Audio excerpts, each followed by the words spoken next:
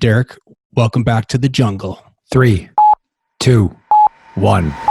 This is The Jungle, an up-close, unvarnished look inside leadership and business strategy. We wade into the real-world leader's face and explore what they do to create a path forward, because that's what business is. Wild, exciting. It's the jungle. Derek, where are we?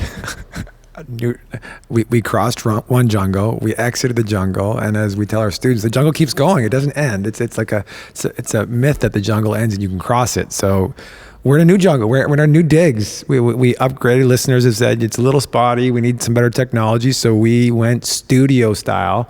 And we got to shout out to Rhino for setting us up in the studio and giving us wicked sound system stuff. Whatever. The sound is clear. The sound is super clear. I sound clear for once in my life. Yeah. No, I think Stacy's going to say, wow, Derek actually sounds clear when he's speaking. Yeah, why don't you speak that clearly to me, Derek? There you go. I'm going to get that. Go. Yeah, no, this is great new digs. I mean, this is pretty awesome. And I can see you, so the cues are better. I don't have to wait to see if your video is if you're going to jump in or I'm going to jump in. So we're still getting the hang of it though. But it's pretty awesome. I got to say, this is pretty clear stuff. This is fun. It's fun to what would be the Rhino phrase would be crash on. You kind of, what we would say is go into the jungle, and then all of a sudden, poof, it turns into something like this. So it's pretty cool. Yeah. So this is almost a good business lesson there. What starts with very, very small ideas eventually gets better and better. Test things, try things, test things, try things. And now we're look and feel kind of like a legitimate podcast right now. It's true. For once. True. No, it's true. We're still trying to be. So we should stop bantering and start talking about the podcast. We should talk about the podcast. I just got a text here from my wife that the kids are in the big tree. So we should probably record this. I should probably go home and make sure my kids aren't stuck in a tree. So we had a great guest today. We had a great interview with Tom Sweet, who is CFO of Dell.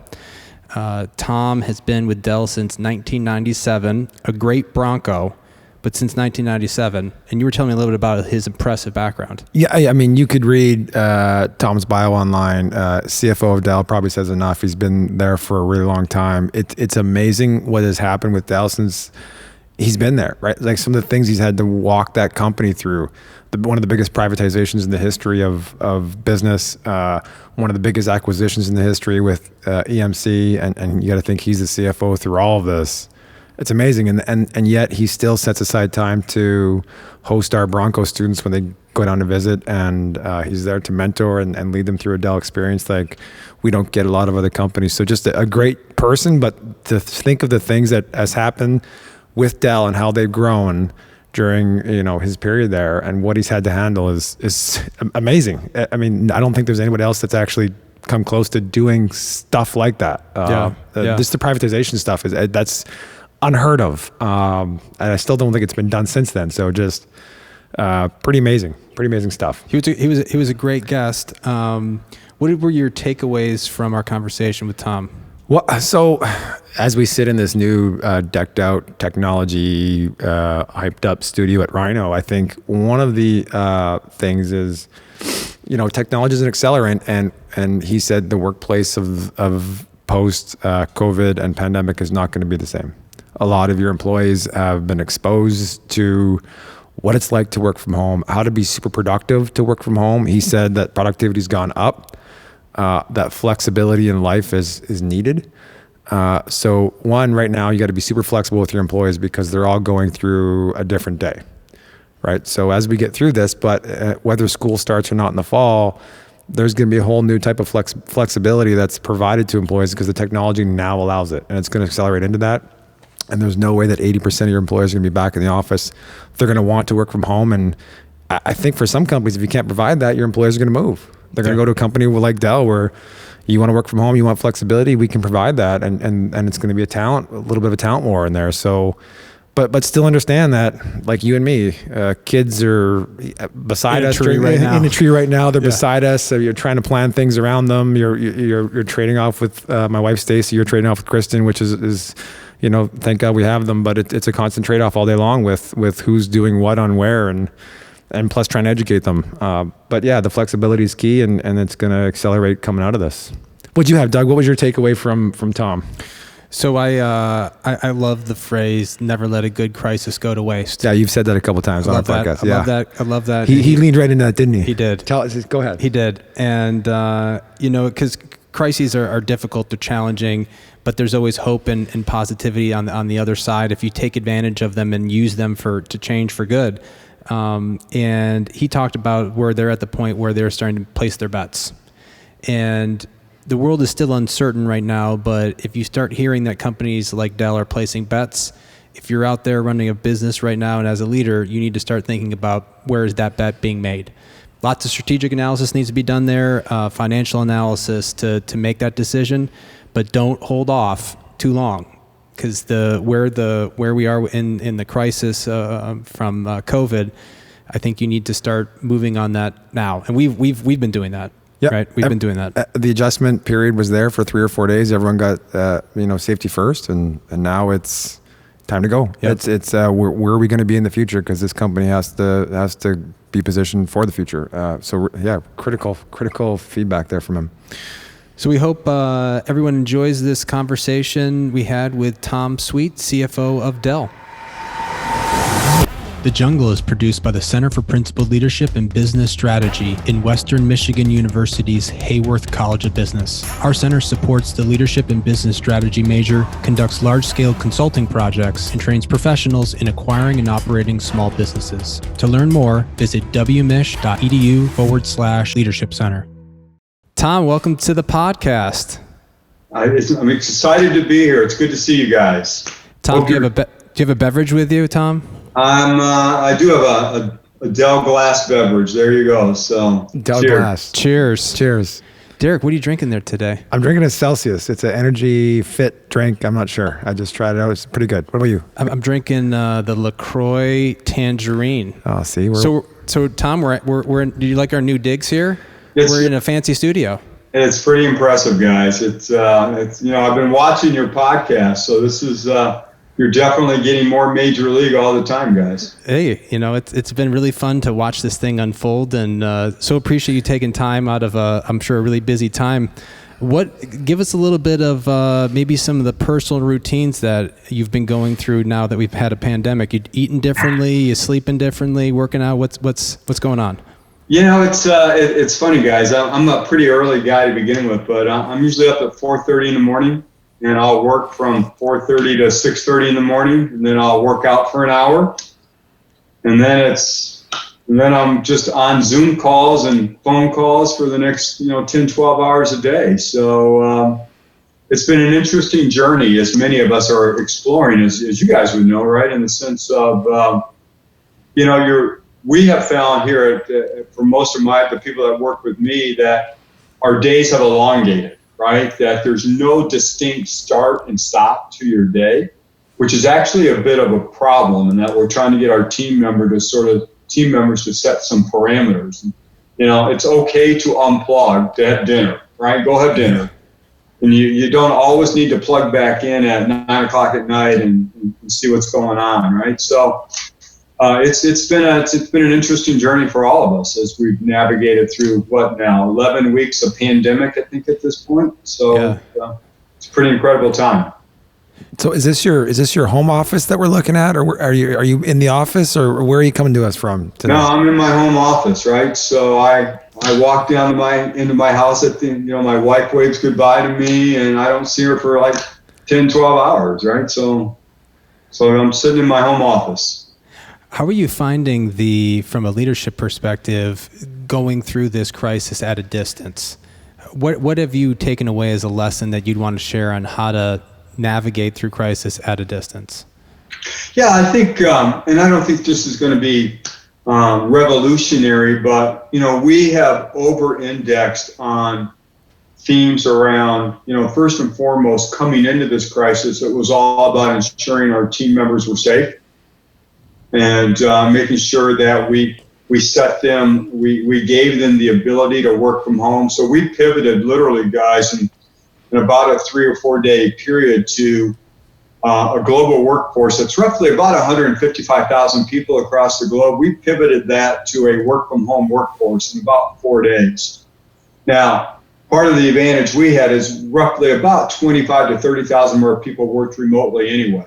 And as a technology company, we had the infrastructure capability to pivot pretty quickly. And so first we wanted to make sure everybody was safe. And then, we had to make sure that we were taking care of our customers. And then, if you do that well, if you take care of your team members, you take care of your customers, you're clear that the business will take care of itself. You actually have to manage and run the business, obviously. And so it's been all about ensuring that we've got our team members set up to be successful. And with that comes this theme of communication. And we have, I feel like at times I'm over communicating, but it's just one of those themes where, as you're reaching out across the globe, talking to remote team members in various countries, you have to continue to resonate with the message, right? Around here's what we're focused on, here's our priorities as a company, here's what we need you to do.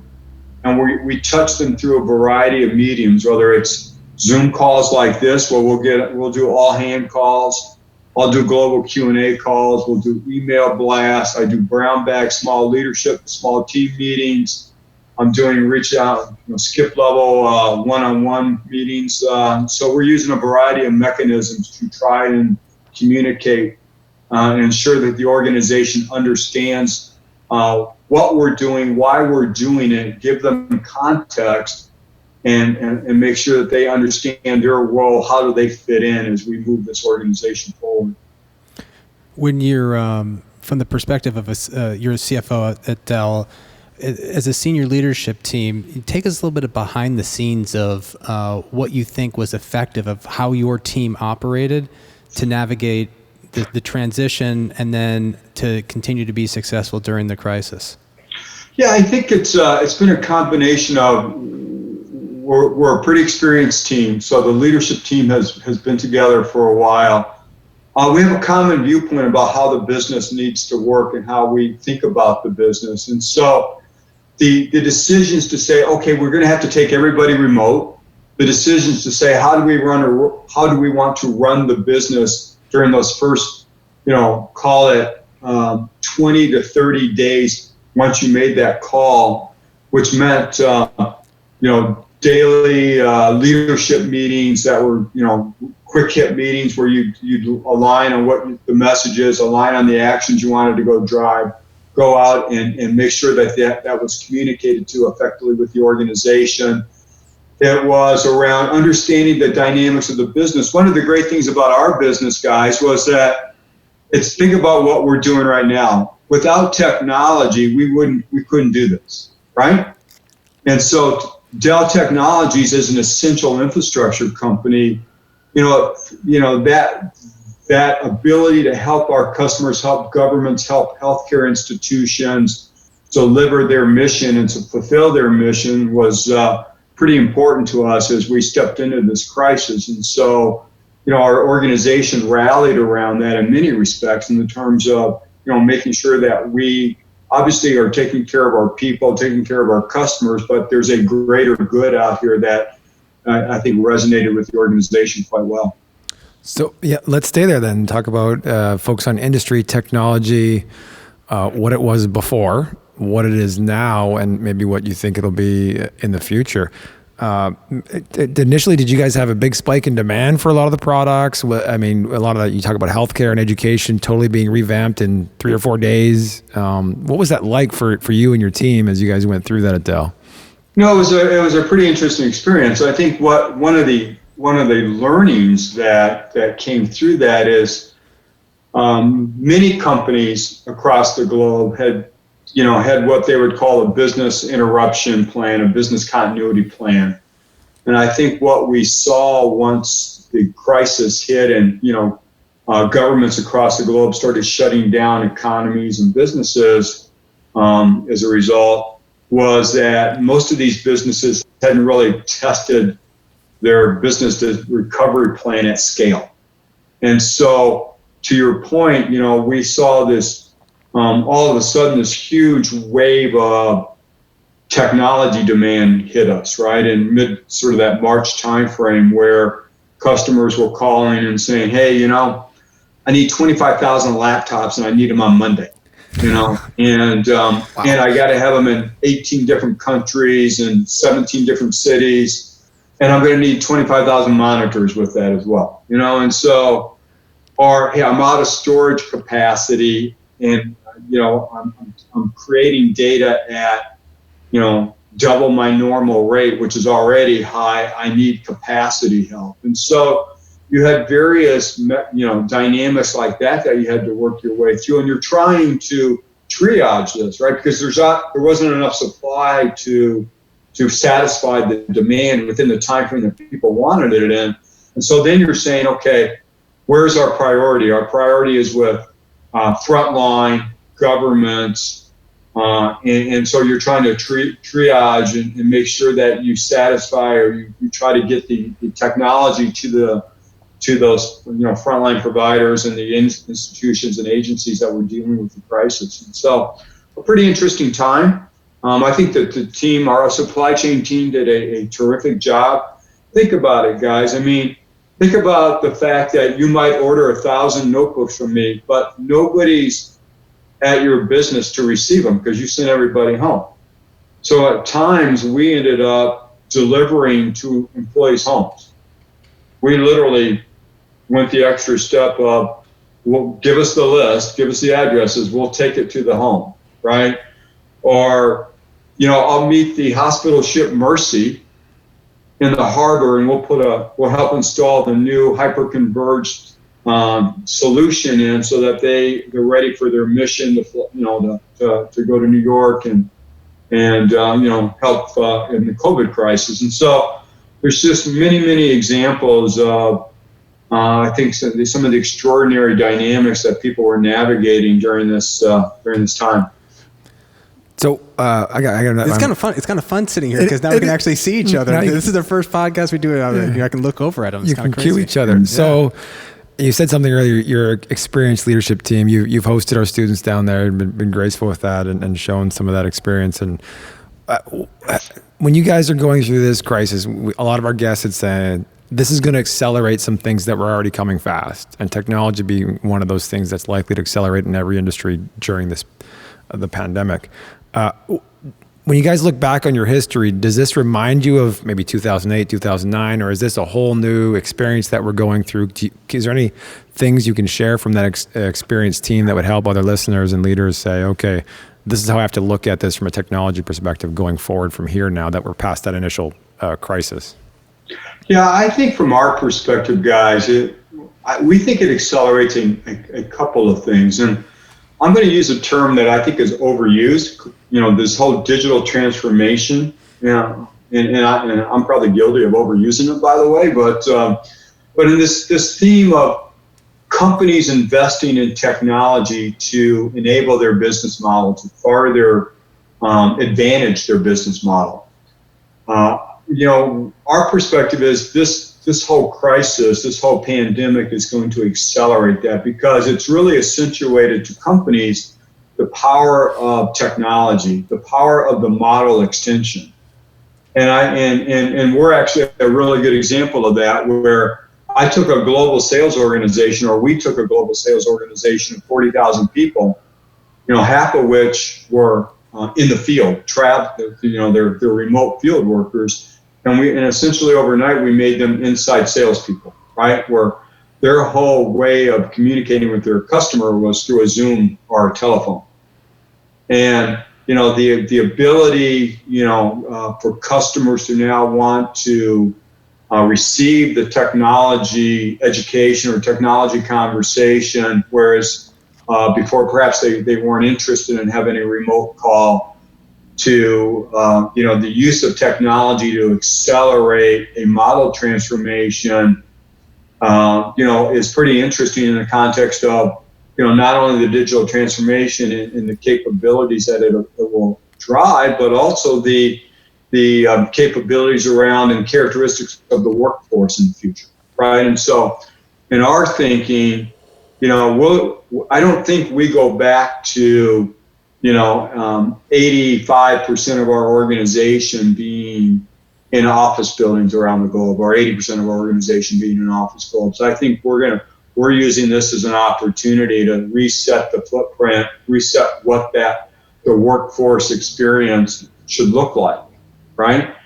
And I think what we're finding is I've been extraordinarily happy with the level of productivity that we've seen as we pivoted the workforce from where we had to take the workforce. I was one of those people that was quite concerned about, am I going to lose productivity in this, right? As we move people to the home, you think about, and people are juggling now, right? Not only they're working from home, they've got their kids at home, they're trying to educate, they're trying to teach.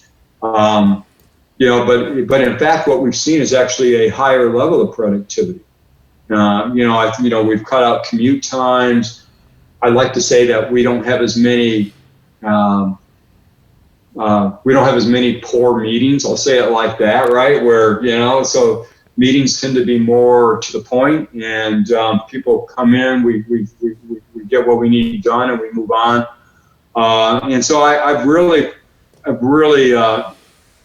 been empowered, I guess, by what I've seen from the organization in terms of their ability to adapt and their feedback to us, which has been, hey, in many respects, I've got a lot of people saying, I don't want to come back to the office. And in fact, many of our workers will spend more time away from the office than in the office as we think about the footprint that will drive over the next number of years. And so back to your original question around what are the trends that are accelerating, the whole digital transformation is accelerating. I think how workforces are shaped and how they work and what the nature of work is and where it's done has clearly changed. And I don't think it ever goes back to a pre-COVID framework. So you've got the pandemic, and now we have another crisis and conversation around race that gets layered into this already challenging situation.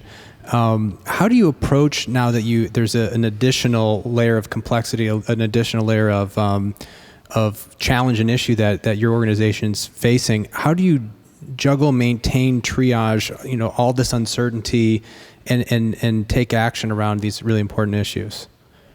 Look, at the end of the day, it's our job as leaders to provide a work experience, a leadership experience that enables trust. Because I think at the end of the day, leadership is all about trust. And so our job in these very trying times, whether it's the pandemic or the racial injustice that we've seen in the social unrest that's out there right now, is to enable and provide a forum for our team members to feel safe to have the conversation.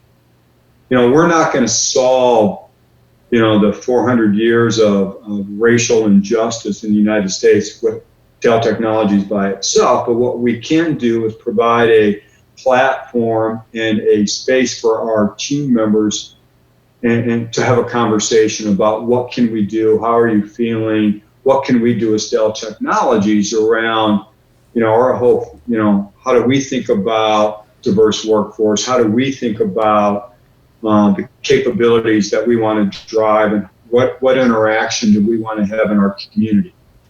And that's really the message that we're driving with our team members right now, which is around, let's have the conversation.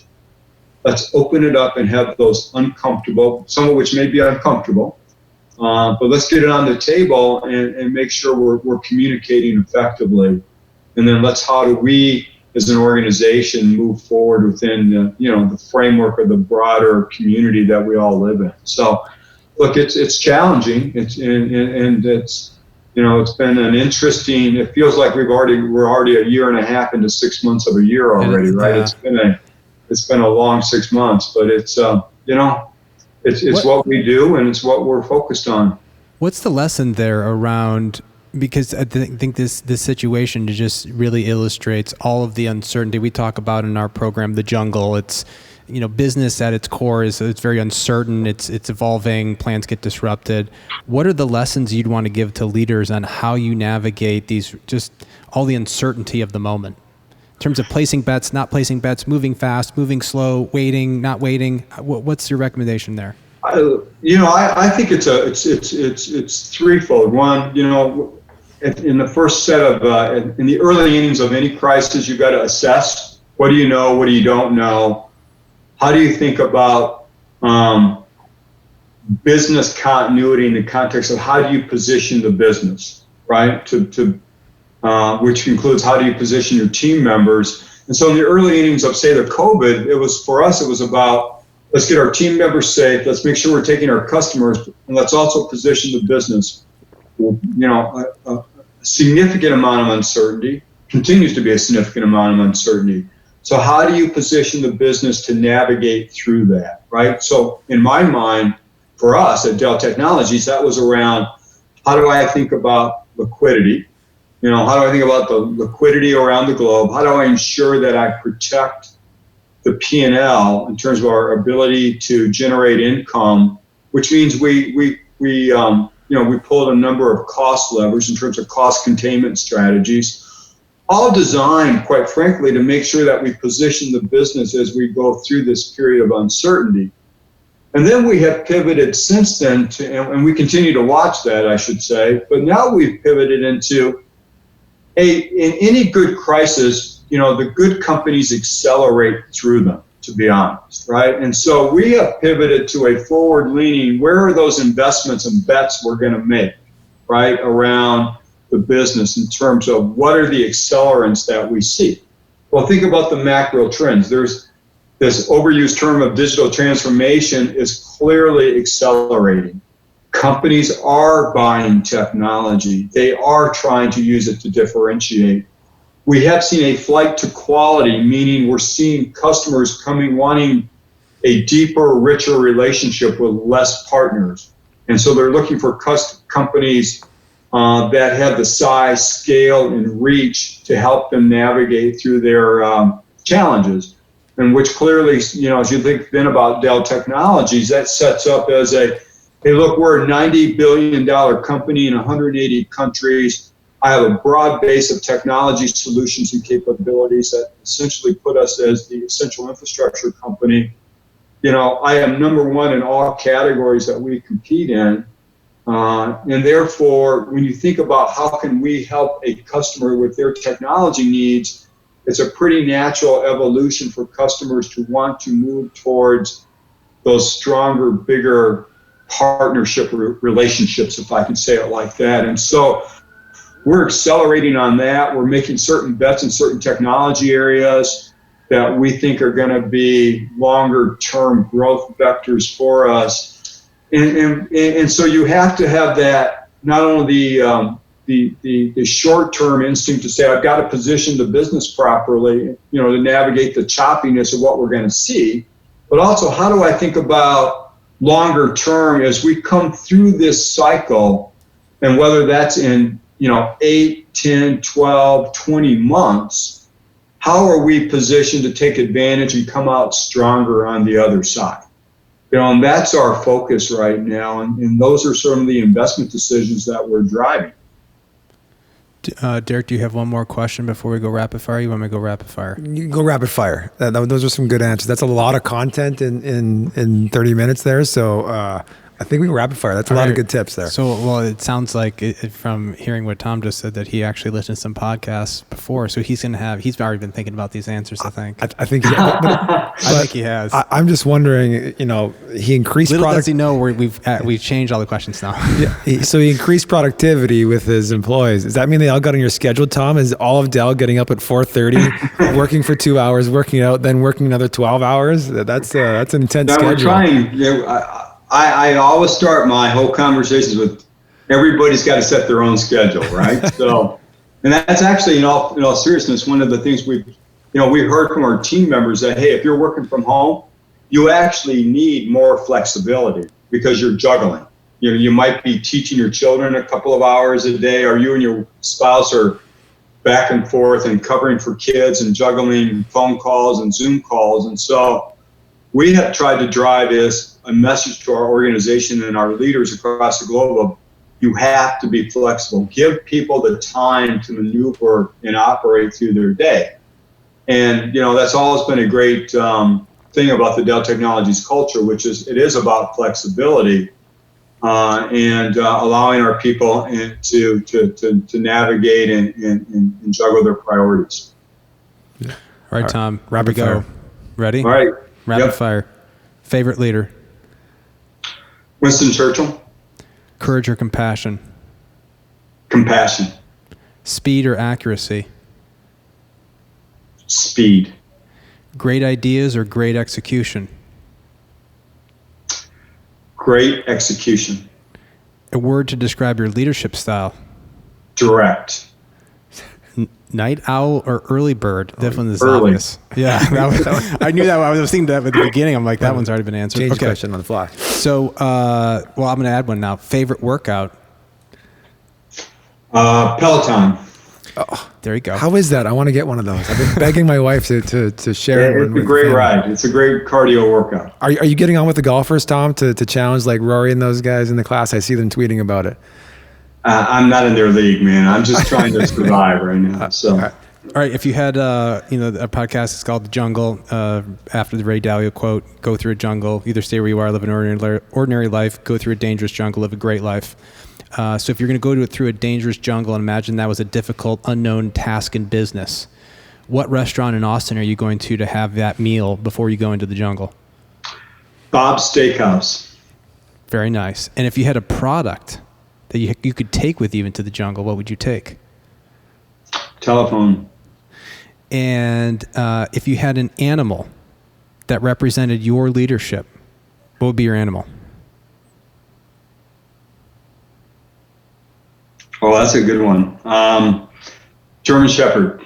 German Shepherd. Why a German Shepherd, Tom? We got to ask that. I just figure if you're going to be in the jungle, you're going to need somebody that's got your back, right? Yeah. Loyal.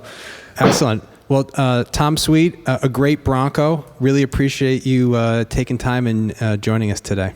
Hey, a lot of fun, guys. Great podcast. I'm glad you're doing it. So congratulations to both of you. Thanks so much. Thanks, Tom.